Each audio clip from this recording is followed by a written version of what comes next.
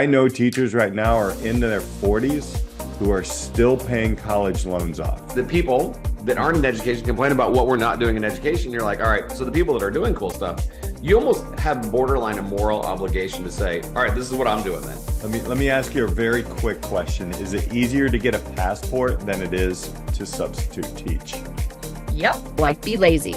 Well, if I'm training people to be teachers, be lazy. Yeah, shut up and let them do it. There's two emotions that I straddle, right? Is hope and worry. So I'm worried to death about kids, but I'm super hopeful about the future. Education wants the instant gratification. They want the weeds. They don't want the trees. CTE is coming gangbusters for the traditional, practitioners who don't want to even entertain moving things around for the sake of efficacy. Do we need as much time as we need to do school? I mean, if you're asking a 14-year-old, they're going to tell you a weekend will be fine. But no, I want to challenge kids. If you're about to listen to this podcast, buckle up. You're listening to the Disrupt Education Podcast. Here are your hosts, Peter Hostrawser and Alli Dahl. Welcome back to the Disrupt Education Podcast. Last week we had an amazing guest, and usually when Alli and I do these kind of recaps, we do them very closely right after, and she's like, record, let's go. So right now. Yeah, it was such an amazing podcast last week with Kathleen. And oh man, who needs college anymore? And wow, giddy up. What do you think, Alli? That was great. You're like, I'm going to talk about this on the episode. So you kick it off. Where are we starting? So, I've been working on the Disrupt Education brand for 10 years. And again, for those who know, I'll give you quick cliff notes of it. It was an EF tour, which my daughter is going on this summer. She's going with the EF tour group down to Australia and New Zealand. So we're very excited for that. But it was an education as a human right tour, and it was in Switzerland, and I got to listen to Sir Ken Robinson live and just a bunch of amazing things. And it was design thinking. That's where I learned design thinking. And as I started this push, I started to realize that everybody was in high school at that time. We're talking 10 years ago, 2015 was, you're going to go to college, or you're going to go to military, or you're going to go to trade school.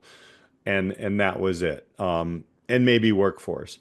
I always thought there was something else. There's this gray matter area over there. I was meeting people like Isaac Morehouse with Discover Praxis, a lot of boot camps and different things. IT coding was going big, and people were realizing that you didn't need to go to college for a 4-year degree. There were certifications and different things like that. They were evolving. They're very early. And to hear at the end of our podcast last week, Kathleen said that. And to have somebody with her kind of background in research and experiences say that, I feel great.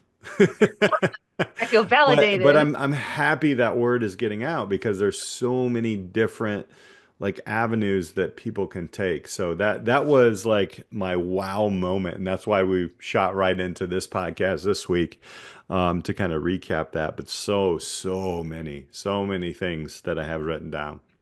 One of the things that we ended with this on last week's podcast, because you were asking her, you're like, okay, look, I have kids, they're not taking quote unquote the traditional route. And I get some, I don't know. I mean, it's not like a side eye, but it kind of is from people or even kids. What's so interesting, here's the flip side to that. Okay, how often do you meet someone in their late 20s, 30s, or older, 40s, 50s? Take Kathleen. She was an English major, now is working in an education design lab and doing all these different and worked in government, worked in tech, stumbled into education. Okay, so how many people do we meet later in life who quote unquote never use their degree? Yeah. It's like a meme. It is truly. And so it's laughable to be the third of America that even has a degree. Many, I don't know what the statistics are, but I have met so many people that don't use their degree, don't have a job in their degree, and they just did it because their parents told them to, or what it was the messaging. And so it's so interesting on the front side, like you have the worried well, I would call them, Hmm. of like parents and people that are like, well, if my kid doesn't go to college, then like they won't be successful. And there are these stressors, and Kathleen talked about it, and I'm sure you felt it as a parent, Hmm. but then like people figure life out. And it doesn't have to be the traditional way. So it's like I just want people to keep in mind that like when you're in your 30s, like I mean anything past 22, nobody cares what you did from 18 to 22. Hmm. Like do you know what I'm saying? Like we're putting Hmm. so much thought, and I'm not like what I'm not saying is you shouldn't have a plan and you shouldn't like pursue something like of meaning and value, like whatever that pathway is, but it does not need to be college, military, or the trades. Like, Hmm. right? Like, and it doesn't need to be figured out when you're 18. Like, you don't have to do the same thing. We say that all the time, but I think that's what can be like a disruptive message. It seems disruptive now, but it doesn't need to be. Right. And then it's who cares like what you did back then? Like I wanted to be a dentist when I was 18. I'm Hmm. so far from dentistry. It rarely comes up, but like I was pre-dental. Like if you asked 18-year-old Alli what she was going to do, I was going to be a dentist. If you asked 19-year-old Alli what she was going to do, she's going to be a dentist. Like it wasn't until second semester junior year after I went on a trip to the Dominican Republic to do research that I realized I didn't want to do a dentist. I Hmm. didn't want to be a dentist because I got exposed to an area of the world and needs of people that I didn't even know were out there. It completely flipped my worldview around. And I'd already taken the DAT, which is the equivalent to the MCAT. I Hmm. had a score that would have gotten me into any dental program in the United States. Okay, Hmm. I was like the president of the dental club. Like I was hardcore going to be a dentist. Yeah. Totally flipped everything around. And what I ended up doing still needed a degree, but what if it hadn't and I had dropped out? Would that have made my like experience not a success? I don't think so. I just think like, right, why like the bigger question I'm trying to get at is like, why do we put so much stress on like what pathway they pick? Like, why does it Right. matter if it's Yeah. college? I don't know. Maybe from a parent perspective, you have a different perspective, but like, we don't need to have it. In your story, which I love that you shared that, I go back to the two words that Kathleen used last week, and it was skills shakeup. Because we never identified and looked at skills. We looked at outcomes, right? The outcome was Alli was going to become a dentist. And we never looked at the journey. And I think one of the earliest people I've ever heard say that was, again, when I started going deep into this work, I started a lot of my listening to Gary Vee back in the day. And Gary Vee would be like, it's not about the destination, it's the journey. And I'm sure people before him said that, and people after him have said it. But what if you unpacked, or like she said, unbundled college, right? If you unbundled it and then you started taking a look at it differently, that's the most interesting piece, to where some of the skills that you use now are some of the greatest skills that got you that great score, or those leadership pieces, being the president of the dental club, or what, I don't know, you guys have a dental club. I never had a dental club. I mean, No. so but those are the things that Kathleen is saying, and I really like to hear, how now you have the DIY part, right? You want to test something out, you almost have everything at your fingertips digitally, unless there are some inequalities there. But I think we're getting there on those. We just need to unbundle like our K through 12 system a little bit as well, to kind of go along with that. I already like where, the micro credentialing and those types of things. I've always thought, and I know I said it on last week's podcast, about why are we not doing coursework, especially in secondary ed, like an MBA program. Like, why are we not? So what I meant by that, and I don't know if people picked that up last week, or I've said it before, but what I mean by that is I used to teach business in high school, right? And it would drive me nuts and actually drive our students away if we sat and got them. We just sit down. I'm going to give you the what the 4 P's of marketing is, and I'm going to put it on the slideshow. You're going to take notes, and you're going to give me that back in a test, and I'm going to see if you remember it, right? And of course, your numbers are going to go down, right? So as an elective, you have to be innovative. You have to give something to students that they can own, they can work with, and it means something. So what we started to do is look at MBA programs.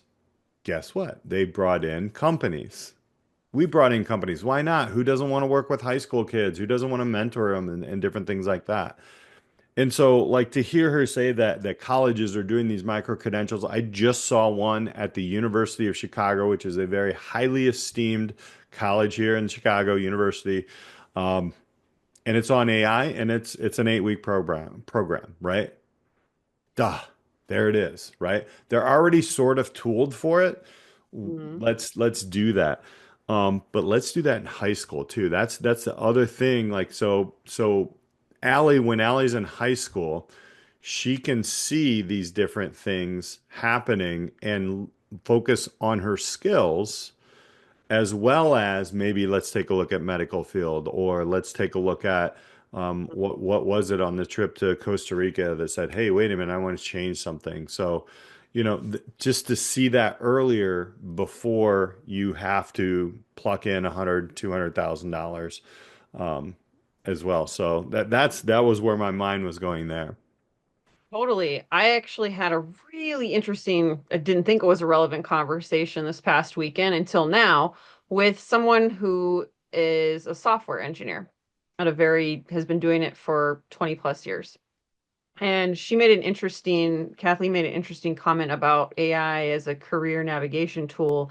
It's in your pocket instead of like from your high school counselor or from a college counselor. Like if you don't even have those resources or, like want other resources, right? And it was interesting because I was asking the software engineer, I was like, how is AI going to change your job?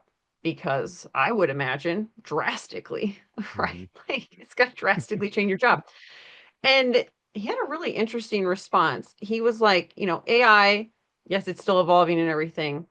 And it can take you, he said, like from 0 to 50% on a topic. Like you can get what you need, the basics, and from like 50 to 80%, you're gonna have to be able to like critically examine the information, and like it's gonna need like you're gonna need like to bounce it off, or like you yourself need to really understand what you're reading, or you won't know when it's wrong at this point. Mhm.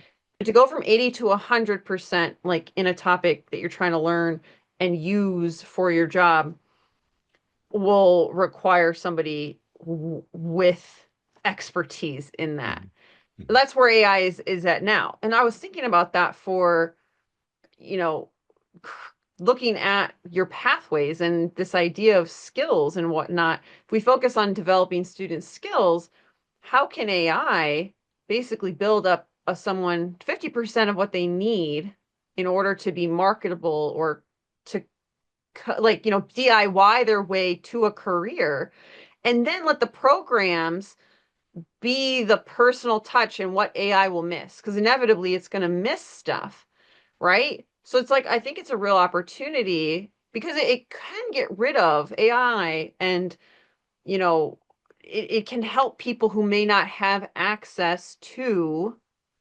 whatever topic or navigation you want. Like, so I think there is a real power in that. And then let college, this is really a message for colleges and high schools, like let AI get out of your way to get kids up to a certain level, and then like let's amplify it. I think it's Mhm. just a real opportunity to amplify what we're doing and expose kids to so many more things that we just wouldn't have time for if we Mhm. didn't have kind of like a one-on-one. AI can really be that one-on-one tool to bring them to a certain level, and then you can just go like so far, like with your business, and working with companies, like, right, I'm sure companies are like, okay, if you can get to kids here, well, AI could probably get them to there, Hmm. right? Then we can take them and like really make it specific to our company. I Yeah. just think that's a really cool possibility. And the way that he framed it as a software engineer, I was like, wow, what a great way to think about AI. Like it can level you up Hmm. to a point, and then you can get into the specifics with somebody that can kind of tease out what AI misses or gaps or like that human touch that you can't maybe do uh with AI Hmm. to then bring you the rest of the way. I'm smiling because we're doing that right Ooh. now. And I'm sure I posted about this maybe sometime in the back, but we have. Let me start with our internship program, right? So it's the experience, and our kids. I honestly don't know how you cannot do this if it's available to you, to where you get experience. Jason Walke kind of said it, like you're putting yourself out there and you're problem solving within your community.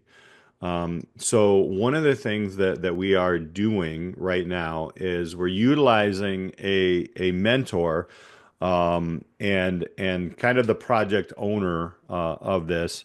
And he is a technologist. He's done work with me before.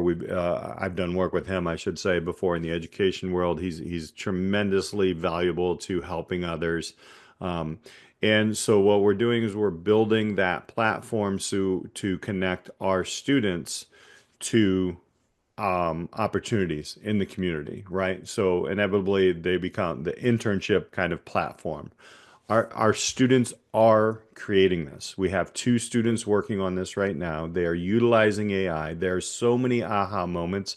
We just had today. We just had a meeting. We have a weekly or a bi-monthly meeting with the students and the technologists working on this. Um, and the AI that they're using is right. It gets the basics out, and then the human kind of our own branding from our district kind of goes into it, and that kind of thing. And we literally just talked about what you just said about putting this out on GitHub. It's open sourced where other people now can take it and kind of make it their own. However, the best part about this is the level up. Our two students will be the originators on that GitHub. So it's Amazing. happening. It can That's so happen. cool. Yeah. So that, I mean, that I think, and again, like I know, like everybody like can't get to this point quickly, right? There's a lot of blockers in schools and in districts, and there's inequities and all these things. I do not want to shy those things off. However, with the DIY part, and you get an internet connection. She labeled a lot of different AI pieces in there. I'm sure in the book. I have not gotten the book yet, but I definitely am going to dive into the different boot camps and the different opportunities that students can do. And I just want to tell one quick story about like how I did it, and my own son is teaching me how to do these things. And actually, not really teaching me; he's giving me the confidence to make these moves. So, his car is 21, 22 years old. It's a 1993 Celica 30, sorry. And Like I'm 20. I'm aging myself. Anyway, so he works on it, right? And he looks up in forums and he DIYs it, until he can't. There are some specialized things he can't. We've had that conversation. You touch the gas line, I'm like, yeah, no, I don't think so. We're going to take that in. And we have. Um, we have a front loader washing machine, and if anybody has a front loader washing machine, you've had it for a long time, that front, the rubber thing, Mhm. whatever it is, the what is that thing? It's the gasket that goes in the front. It Yep. gets kind of moldy and it's so hard to get everything off. We have dogs, so there's kind of gross hairs and everything in there. So I finally did it. I just went on Amazon. I bought a new gasket. It was like $50 with a tool, and replaced it by watching YouTube, right? Um And you do those things, and you look into, not everybody is able to do that stuff. I get that. But like, you do those things or you pay for it, and the pay for it was being like $300 to $500 for somebody to come in and do that, right? And so I just chalked it up in my mind. I'm like, all right, I'll probably spend about an hour on that. Is it worth $500 for an hour? I'm like, yes. I mean, if I had to pay somebody $20 to do it, I probably would have. So that's something that, like, that prompting of DIY and being a self-starter. I think that's something that we need to do better for in K through 12, is Mhm. helping build decision making, confidence, communication, and just problem solving in that kind of way rather than spoon feeding students. There is a certain point in their time where, yeah, you want to get the basics down. The basics. I've talked to amazing people in AI, and they're like, they still need to know some of the basics. But I don't think, like some of our previous guests, is we need to front end load this so much that we're boring our kids. We need to get them into situations where they can be the DIYer. We can be the playground for them. And that excites me. That really excites me. I had forgotten about the cliff, Yeah. right? We've talked about, I think we talked about it like 2 years ago, Yeah. that it's coming. And then when she was like, "Oh, the enrollment cliff is Okay. coming and it's this year." It hmm is here. I think that's like a great message for colleges. Like, you got to be a little DIY scrappy too. That's what she hmm does. She Yeah. helps Yeah. colleges, like, come up with different ways to meet the middle, hmm right? What did she call them? The new majority learners. Well, they've Yes. always been the majority. Yeah. What it's so interesting, this college for all movement, and how ingrained it is when hmm it is not even the majority of people have a degree. Yeah. It's a third. Yeah. Like, and I'm sure the majority of our listeners are degree holders. So it's like you can be in like a bubble where you think, like, you're around the people that you're around, and if you're around a bunch of people that went to college, I know I am on regular. hmm Um, but I'm also in groups that, a lot of people didn't go to college, and it's not like it, it's not abnormal either. hmm It's just life. But it's just interesting that you can put yourself in kind of a mindset that isn't the reality. But the messaging was so good for college for all. Like it never was apparently college for all. hmm But I think, when we're talking about career readiness and skill building, we can also continue to work on the new messaging of K through gray, and emphasis on the gray. Like, your career doesn't need to be black and white. Like, you don't need to know. You can explore. And I love the story that she told about, like, this boot camp that ended up costing like a couple grand. Well, hmm why not do something like that if you're not sure, for 8 weeks, 6 months, or a year, like something short, and see how you like it. That's a pretty low stakes investment in your time and money and resources before you go dump tens of hundreds of thousands in a degree, right? And like, but on the flip side, colleges have the opportunity to kind of capture people in those shorter programs or varied programs, micro credentials, micro pathways, etc. Um, this enrollment cliff with all this other stuff is just making me think, like, where is it all going to go? I just think it's going to be disrupted out of necessity almost. It's like hmm the cliff is coming, or it's here, and we're on the cliff. Do you have a parachute? I do. I don't know what that's going to look like. It's not like, it could be really exciting. hmm I'm not saying this is like, oh, the cliff is bad. The cliff is exciting to me because, oh, what is the phrase? It's like, something is the necessity of invention. Like, it's not, I mean, it can be boredom, but there's another word in there. But it's like, right, like, if you're on the cliff, and you're looking at it like, and you don't want to go on the cliff, and you're going to get really creative. I Hmm. just think we're in like a, she talked about the skills shakeup. We were on this enrollment cliff. We're really in this convergence point in education of like where it could go. And I think that's a big opportunity to disrupt it. Like it's never been a better time. Right. It's interesting. I think that, to your point, I think it is like, we always talk about what are the future jobs. I mean, what is the future of education, right? It definitely is moving fast.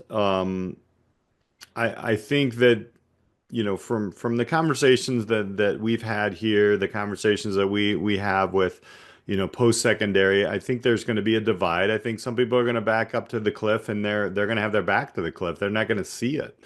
Mm. And I think people are going to hold tight to something that is not going to allow them to innovate. There might be, some. Well, I do know for a fact that there are some places that are just going to continue to do what they've always done, and they're going to hold on to that, and it's the sacred cow, like Jason Van Ness said, right? It's that, and you got to burn it. You got to change, and I think to the point of Kathleen, I mean, if you're a second post-secondary education, entity, university, a college, something where you're like, uh-oh, I would probably give her a call. I would, because Right? yeah, these, one of the things that I really liked to like listen to what she said at the end there is um understand, like, if you are a DIYer or somebody who wants to learn things, and there's no professional out there right now giving that DIY stuff, be wary, because it's likely not going to be around. And I like that. I really like that, because people know, like, I mean, just take the trades, for example. People know, like, why you have to wait 2 weeks for, a contractor to come to your house, because there isn't enough of them. Um, uh, you know, my cousin actually, by the way, just he's an engineer, very smart, went to a great Big Ten school. Him and his wife just bought a plumbing company. So there you go, right? Because they know, like, this is the next thing, and that I think is going to be disrupted in a good way. But I think that, people hold on to tradition so tightly that they go down with it, unfortunately. And on the other side, which I'm excited about, is, yeah, you see these micro credentialing, you see these micro programs, you see colleges and universities that are tooled. They're tooled slightly to do something different. It's almost like the horse carriage to the actual Model T, right? They're tooled to do this. It's just a couple tweaks here and there. It's going to take a little bit of uncomfortableness to do it, a little bit of learning curve. Um, but I also think there's that opportunity that we're talking about here, that, they can still be college. And this is where we go back to TJ's conversation, where he said college is not just a 4-year school, right? And it's not just a 2-year. College is education post-secondary. So he was changing that narrative of what college is. College could be a boot camp, because guess what? Colleges offer boot camps. I don't know if you know this. I mean, Kathleen just said it, right? So I think that's the exciting part that's coming up. And the last thing that I kind of want to, like, round out here is the agile way, the design thinking. Touch on that. What'd you take away from that? Because I know we have another couple of guests coming up around that. I just She was doing it before it was cool, you know? Like, right?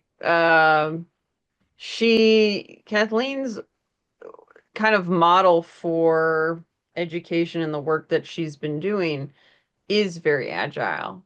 Like, it's adaptive, it's flexible, it's collaborative.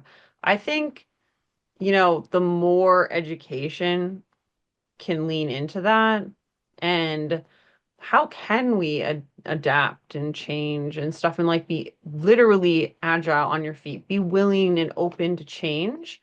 I think is the biggest opportunity.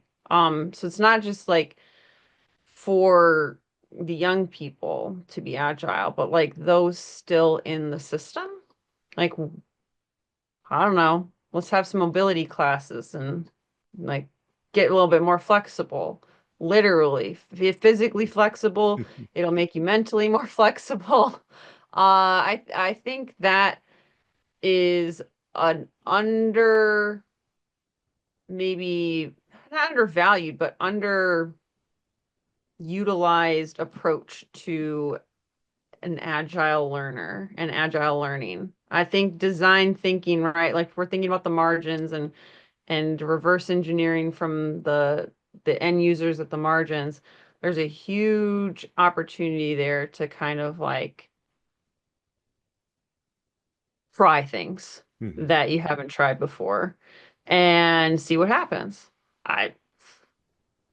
There are literally programs out there. It's like 6 to 8 weeks to learn how to do the splits. If there's programs like that, then 6 to 8 weeks to insert what you want to learn, insert what you want to do, and like teach people that.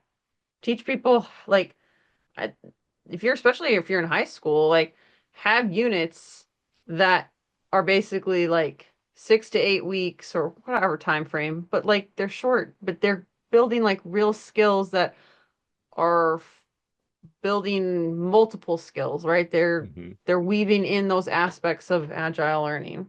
I think that's a huge opportunity. Just be more deliberate in telling people what you're doing. I think like we just forget like, oh, these are the skills built into what you're doing. I always said chemistry, in my chemistry classroom, chemistry is the vehicle in which I'm going to help you better understand your world. Kids had a crystal clear idea of what they were going to do in my classroom, and it wasn't just chemistry. So I use that phrase all the time. Like it was the vehicle in which we were going to better understand our world. And that removed so many barriers to learning the topic because it wasn't just about the periodic table and atoms. It was, what's the paint on your wall? Why does it that color, and how does it stick, and why doesn't it react with water, and why should you care? And there's so many different ways you can reframe things, and that in itself opens up your classroom, makes it more agile. Yeah, 100%. It's skill shakeup time. It's shaking up skills. At the end of the day, what we look at is, unfortunately, the outcomes are just that. Grades are outcomes. Test scores is an outcome, but they're not skills. So how do you prove your skills getting to from point A to point B? And I think we're getting back to that. That's what's exciting.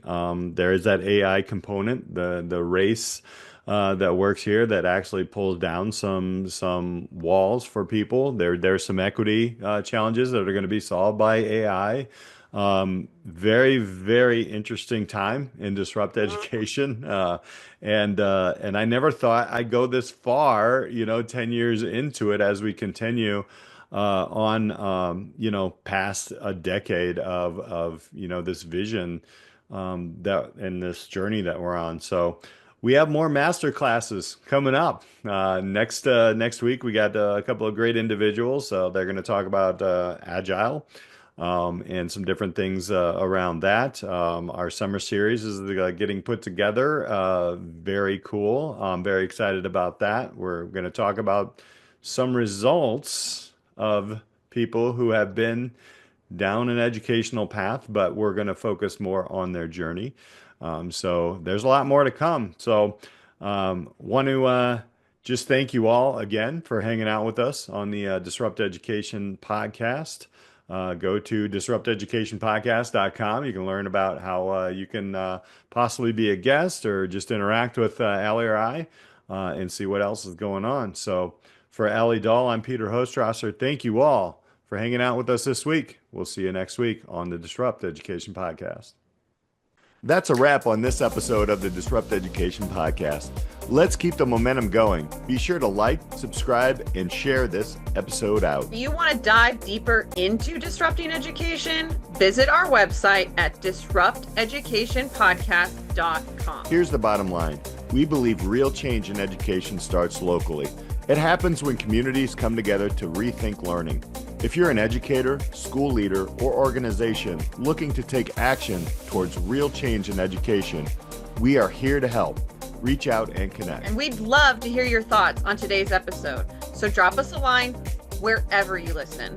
And until next time, take that bold step beyond your comfort zone. Challenge the status quo and be the change education truly needs. Because at the end of the day, education isn't just about subjects, it's about students. And when we dare to disrupt, the future of learning is waiting.